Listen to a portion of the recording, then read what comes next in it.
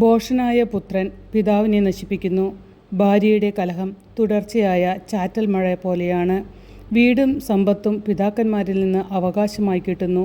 വിവേകവതിയായ ഭാര്യയാവട്ടെ കർത്താവിൻ്റെ ദാനമാണ്. അലസത ഒരുവനെ ഗാഠനിദ്രയിലാഴ്ത്തുന്നു. മടിയന് പട്ടിണി കിടക്കേണ്ടി വരും. കൽപ്പന പാലിക്കുന്നവൻ ജീവൻ സംരക്ഷിക്കുന്നു. ഉപദേശത്തെ നിന്ദിക്കുന്നവൻ മൃതിയടയും. ദരിദ്രരോട് ദയ കാണിക്കുന്നവൻ കർത്താവിനാണ് കടം കൊടുക്കുന്നത്. അവിടുന്ന് ആ കടം വീട്ടും. നന്നാകുമെന്ന് പ്രതീക്ഷയുള്ളപ്പോൾ നിന്റെ മകനെ ശിക്ഷിക്കുക. അവൻ നശിച്ചു പോയിക്കൊള്ളട്ടെ എന്ന് കരുതരുത്.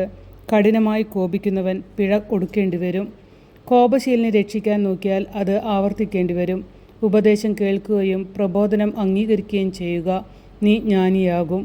മനുഷ്യൻ പലതും ആലോചിച്ചു വയ്ക്കുന്നു. നടപ്പിൽ വരുന്നത് കർത്താവിൻ്റെ തീരുമാനമാണ്. ആരിലും നാം പ്രതീക്ഷിക്കുന്നത് സത്യസന്ധതയാണ്.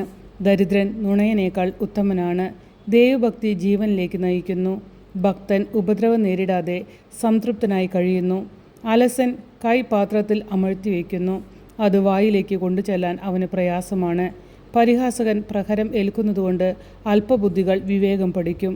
ബുദ്ധിയുള്ളവൻ ശാസനം കൊണ്ട് തന്നെ വിജ്ഞാനം നേടും. പിതാവിനോട് അതിക്രമം കാട്ടുകയും അമ്മയെ ആട്ടിയോടിക്കുകയും ചെയ്യുന്ന മകൻ അപമാനവും അധിക്ഷേപവും വരുത്തിവെക്കുന്നു.